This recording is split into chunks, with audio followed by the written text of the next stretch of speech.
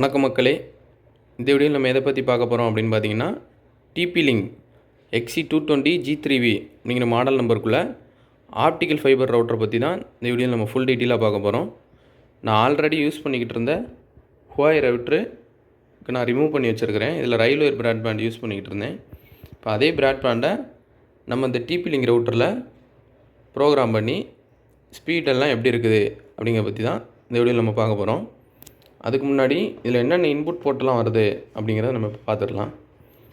இதில் ஒரு fibre optic input ஒன்று இருக்குது, 4 ஜிகாபிட் ஈத்தர்நெட் போர்ட்டு இருக்குது, ஒரு டெலிஃபோன், அதாவது நம்ம பிஎஸ்என்எல் ப்ராட்பேண்ட் வச்சுருந்தோம் அப்படின்னா லேண்ட்லைனுக்குள்ளே போர்ட்டும் இதில் வந்துடுது. அதுக்கப்புறம் ஒரு பவர் அடாப்டர் இன்புட் ஒன்று இருக்குது. இவ்வளோ தான் பேக் சைடு உள்ளது. இதில் பின்னாடி பார்த்தீங்க அப்படின்னா இந்த ரவுட்டருக்குள்ளே மாடல் நம்பர் கொடுத்துருப்பாங்க, ஒய்ஃபை பாஸ்வேர்டும் இந்த ரவுட்டருக்கு பின்னாடி மென்ஷன் பண்ணியிருப்பாங்க. இப்போ வாங்க நம்ம இந்த வீடியோவில் லைவாகவே டெஸ்ட் பண்ணி பார்த்துடலாம். இப்போ நீங்கள் பார்த்தீங்க அப்படின்னா பழைய Huawei ரவுட்டரை டிஸ்கனெக்ட் பண்ணிவிட்டு சேம் அதே இடத்துல நம்ம இப்போ TP-Link ஆப்டிக்கல் ரவுட்டரை கனெக்ட் பண்ணியிருக்கிறேன். இப்போ இதை எப்படி கான்ஃபிகர் பண்ணுறது, ஸ்பீடு எந்த அளவுக்கு இருக்குது அப்படிங்கிறத பற்றி நம்ம லேப்டாப்பில் நம்ம லைவாக பார்க்கலாம். இப்போ நீங்கள் பார்த்தீங்க அப்படின்னா TP-Link ரவுட்டரை லேன் கேபிள் மூலமாக கனெக்ட் பண்ணியிருக்கிறேன். நம்ம கனெக்ட் பண்ண உடனே ரவுட்டரில் பின்னாடி அந்த லேன் கேபிளில் உள்ள இந்த இண்டிகேஷன் லைட்டு பிளிங்க் ஆகி அடிக்க ஆரம்பிக்குது. அதே மாதிரி சிஸ்டத்துலேயும் லேன் கேபிள் வந்து கனெக்ட் ஆயிடுச்சு. இப்போ வாங்க நம்ம அந்த TP-Link ரவுட்டரை எப்படி கான்ஃபிகர் பண்ணுறது அப்படிங்கிறத லைவாக பார்க்கலாம். இந்த TP-Link ரவுட்டருக்குள்ளே டிஃபால்ட் மேக் அட்ரஸ் என்ன அப்படின்னு பார்த்தீங்கன்னா, இதுதான் அந்த TP-Link ரவுட்டருக்குள்ளே டிஃபால்ட் மேக் அட்ரஸு. இது சப்போஸ் உங்களுக்கு தெரியல அப்படின்னா ரவுட்டர்லேயே பேக் சைடு மென்ஷன் பண்ணியிருப்பாங்க, அதை பார்த்து கூட நீங்கள் டைப் பண்ணிக்கலாம்.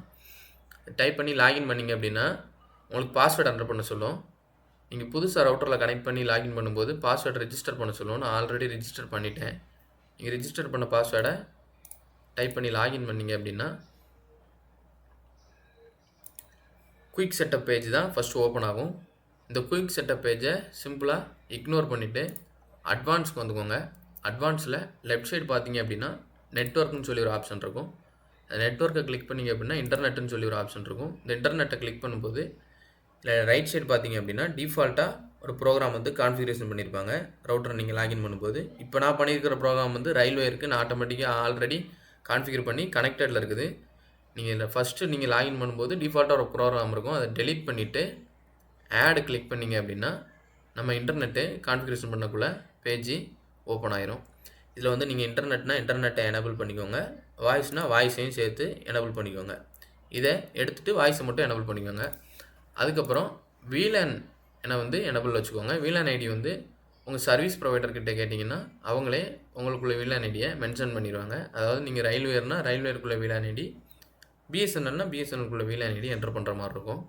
அதுக்கப்புறம் கீழே வந்தீங்க அப்படின்னா உங்கள் இன்டர்நெட்டுக்குள்ளே யூசர் நேமு பாஸ்வேர்டு டைப் பண்ணிக்கோங்க. அதுக்கப்புறம் IPv4 எனேபிள் வச்சுக்கோங்க. இது ஆட்டோமேட்டிக்காக எனேபிளில் தான் இருக்கும். அதுக்கப்புறம் interface பெயிண்டிங்கில் LAN 1, LAN 2, LAN 3, LAN 4 இந்த 4 LAN போர்ட்டையுமே எனேபிள் பண்ணிக்கோங்க. இதில் சப்போஸ் ஏதாவது ஒரு லேனை எனேபிள் பண்ணாமல் ஓகே பண்ணிட்டீங்க அப்படின்னா, இப்போ நீங்கள் எனேபிள் பண்ணாத LAN போர்ட்டில் இன்டர்நெட் வந்து ஒர்க் பண்ணாது. அதனால் எல்லா LAN கேபிள்லையுமே எனேபிள் பண்ணிக்கோங்க. அதுக்கப்புறம் ஒய்ஃபை 2.4 GHz-ஐயும் 5 GHz-ஐயும் எனேபிள் பண்ணிவிட்டு ஓகே பண்ணிங்க அப்படின்னா உங்களுக்கு வந்து இன்டர்நெட்டு ப்ராசஸிங்கில் இருக்கும். இதுக்கப்புறம் நீங்கள் என்ன ப்ராசஸ் பண்ணணும் அப்படின்னா, உங்கள் ரவுட்டருக்குள்ளே மேக் அட்ரஸ், அதாவது ரவுட்டரில் back side MAC address mention பண்ணியிருப்பாங்க. அந்த மேக் அட்ரஸை உங்கள் இன்டர்நெட் சர்வீஸ் ப்ரொவைடர்கிட்ட சொன்னீங்கன்னா அவங்க சைடு OLT-ல் உங்கள் ரவுட்டரை வந்து பைண்ட் பண்ணிடுவாங்க. அவங்க பைண்ட் பண்ணதுக்கப்புறம் தான் உங்களுக்கு இன்டர்நெட் வந்து கனெக்ட் ஆகும். இல்லை அப்படின்னா டிஸ்கனெக்டடில் தான் இருக்கும். நீங்கள் இப்போ ரயில்வேர் யூஸ் பண்ணுறீங்க அப்படின்னா ரயில்வேருக்குள்ள ப்ரோக்ராமுக்கு அவங்க பைண்ட் பண்ணுவாங்க. பிஎஸ்என்எல் யூஸ் பண்ணுறீங்க அப்படின்னா பிஎஸ்என்எல் ப்ரோக்ராமுக்கு அவங்க சைடு OLT-ல் பைண்ட் பண்ணுவாங்க. அப்புறம் தான் உங்களுக்கு இன்டர்நெட்டு கனெக்ட் ஆகும். இவ்வளோ தான் நம்ம இன்டர்நெட்டு ப்ரோக்ராம் பண்ணக்குள்ள ப்ரொசீஜரு. இப்போ வாங்க நம்ம ஒய்ஃபை பாஸ்வேர்டு எப்படி சேஞ்ச் பண்ணுறது அப்படிங்கிறத பார்த்தலாம். பேசிக் கிளிக் பண்ணி லெஃப்ட் சைட் பார்த்தீங்க அப்படின்னா ஒயர்லெஸ்ன்னு சொல்லி ஒரு ஆப்ஷன் இருக்கும்.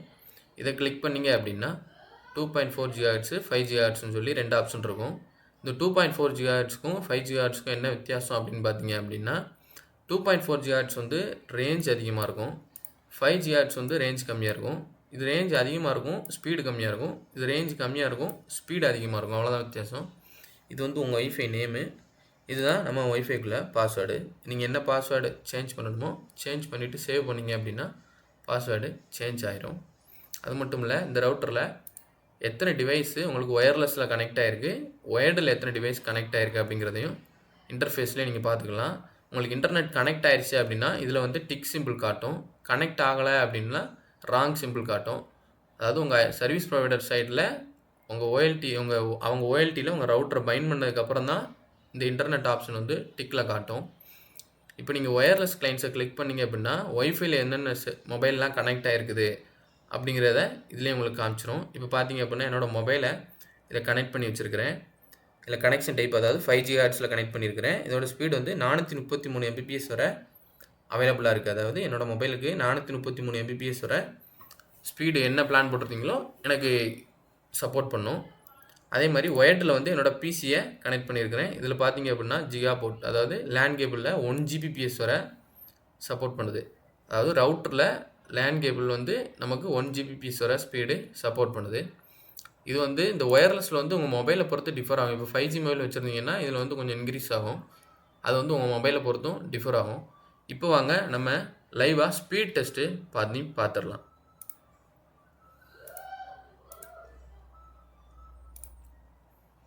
நான் போட்டிருக்க பிளான் வந்து 20 Mbps. செக் பண்ணி பார்த்துடலாம்.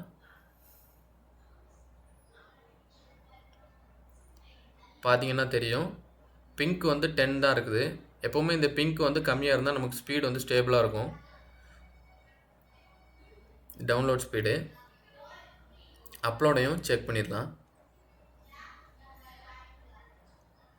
பார்த்தீங்க அப்படின்னாலே தெரியும், டவுன்லோடும் அப்லோடும் ஸ்டேபிளாக இருக்குது. ஓவரால் யூசேஜ் படி பார்த்தீங்க அப்படின்னா இந்த ரவுட்ரு பெஸ்ட்டாக இருக்குது மக்களே. நீங்கள் நம்பி தாராளமாக வாங்கலாம். அவ்வளோதான்.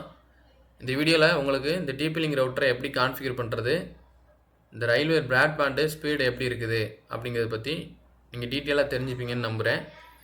மேலும் இதில் உங்களுக்கு டவுட் இருந்ததுன்னா கமெண்ட் பாக்ஸில் கமெண்ட் பண்ணுங்கள். நான் உங்கள் டவுட்டை கிளியர் பண்ணுறேன். தேங்க்யூ.